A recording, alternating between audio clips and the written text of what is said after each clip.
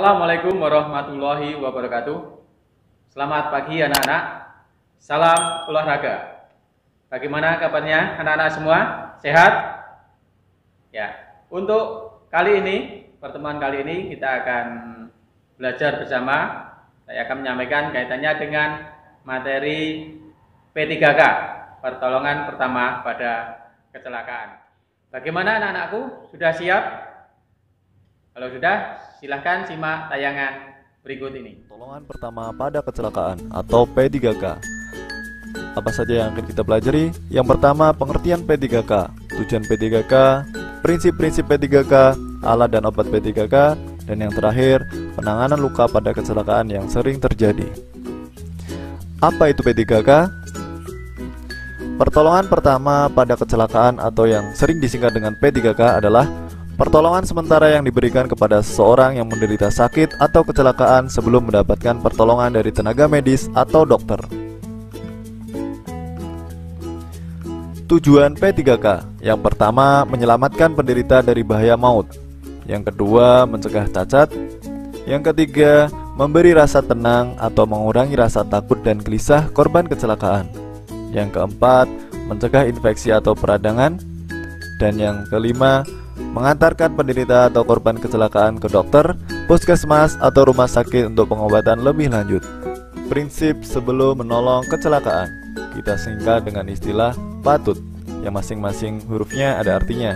P. Penolong mengamankan dirinya sendiri terlebih dahulu sebelum bertindak. Hal ini penting, jangan sampai yang tadinya posisi sebagai penolong berubah menjadi korban. Seperti halnya jika ada seseorang tenggelam dan kalian tidak bisa berenang, jangan sekali-kali menolong dengan cara menceburkan diri ke kolam. Hal ini bisa membahayakan diri sendiri, bahkan orang yang akan ditolong. Misalnya ada orang ketiga yang mau menolong justru akan kesulitan karena harus menolong dua orang sekaligus. Salah satu dari sekian banyak alternatif yang bisa dilakukan jika menemui situasi tersebut adalah memberikan tali atau pelampung untuk diraihkan si korban sambil meminta tolong dengan orang sekitar. A. Amankan korban dari gangguan sekitar tempat kejadian sehingga bebas dari bahaya. Misalkan setelah menolong orang tenggelam, usahakan penanganan korban jangan terlalu dekat dengan arus yang dapat menyeret korban kembali ke air. Contoh situasi lain, misalnya menolong korban gempa bumi. Segera pindahkan korban keluar dari gedung, karena bisa saja gempa susulan datang dan dapat membahayakan korban dan penolong sekaligus. T. Tandai tempat kejadian sehingga orang lain tahu bahwa ada kecelakaan atau bahaya. Misalnya kalian mendapati orang kecelakaan di jalan raya. Setelah pastikan diri kalian aman, maka pertama yang bisa kalian lakukan adalah mengatur lalu lintas yang ada di sekitar. Jangan sampai korban terlindas oleh kendaraan lain. U. Usahakan segera menghubungi ambulan, dokter, rumah sakit, atau polisi. Tapi lihat tingkat keseriusan lukanya dulu. Jika dirasa luka serius dan tindakan dokter sangat diperlukan secepat mungkin, maka hubungi dokter adalah hal yang harus dilakukan. Tapi jika hanya luka ringan, maka hal ini tidak perlu dilakukan. T. Tindakan pertolongan P3K berpedoman pada urutan penanganan yang paling tepat. Untuk cara-cara penanganannya kita pelajari pada akhir materi ya. Prinsip-prinsip P3K. Yang pertama, bersikap tenang dan tidak panik. Panik akan membuat seseorang tidak bisa berpikir secara jernih. Resiko kesalahan dalam tindakan akan lebih tinggi. Yang kedua, berikan pertolongan dengan cara yang cepat dan tepat. Karena lambatnya penanganan bisa berakibat fatal terhadap korban, seperti kehabisan darah pada kasus korban pendarahan hebat atau tersengat listrik. Ketiga, sebelum mengetahui berat ringannya cedera, jangan cepat-cepat memindahkan korban. Sebagai contoh, apabila korban mengalami patah tulang, maka teknik pemindahannya harus hati-hati. Yang keempat, jika ada luka, usahakan agar korban tidak melihatnya, sebab dapat membuat korban menjadi panik. Panik pada korban bisa berakibat pada sulitnya penanganan P3K.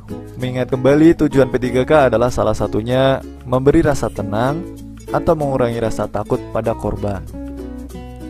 Yang kelima, setelah mendapat pertolongan pertama, segera dibawa ke dokter, rumah sakit, atau puskesmas untuk penanganan selanjutnya. Perlu diingat bahwa P3K adalah pertolongan sementara. Untuk penanganan yang lebih lanjut tetap dilakukan oleh dokter dan tenaga medis sebagai ahlinya. Alat P3K. Yang pertama, kasa steril. Sejenis kain tipis dan lembut digunakan untuk pembalut luka. Plester digunakan untuk merekatkan kasa penutup agar tidak lepas. Plester obat atau plester yang mengandung obat digunakan untuk menutup luka kecil yang telah dibersihkan, misalkan teriris atau tersayat benda tajam. Kapas. Kapas digunakan untuk membersihkan luka atau mengoleskan obat. Gunting digunakan untuk memotong perban atau kasa, juga bisa digunakan untuk memotong kain atau material lain untuk perawatan. Senter.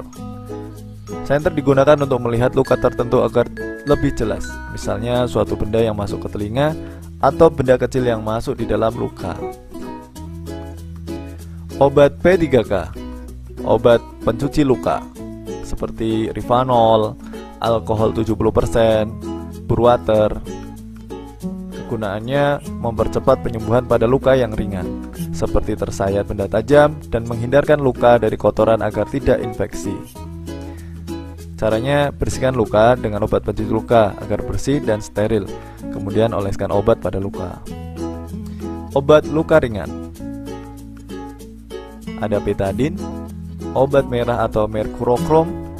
Kegunaannya mempercepat penyembuhan pada luka yang ringan, seperti tersayat benda tajam, dan menghindarkan luka dari kotoran agar tidak infeksi. Cara penggunaannya, bersihkan luka dengan obat pencuci luka atau air terlebih dahulu, kemudian oleskan obat pada luka. Obat luka bakar seperti bioplasenton, sulfadiazin, atau obat tradisional lidah buaya. Kegunaannya mempercepat penyembuhan pada luka bakar.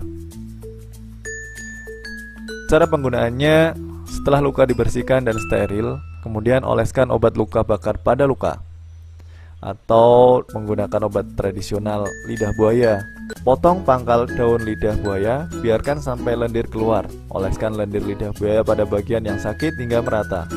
Lakukan sesering mungkin. Nah, itu tadi materi P3K sub 1 sampai 4. Yang kemudian untuk materi yang kelima akan saya sampaikan pada pertemuan yang akan datang. Mungkin saya akhiri materi hari ini cukup sampai di sini. Saya berpesan pada anak semua tetap menjaga kesehatan dan memakai masker saat bepergian. Assalamualaikum warahmatullahi wabarakatuh.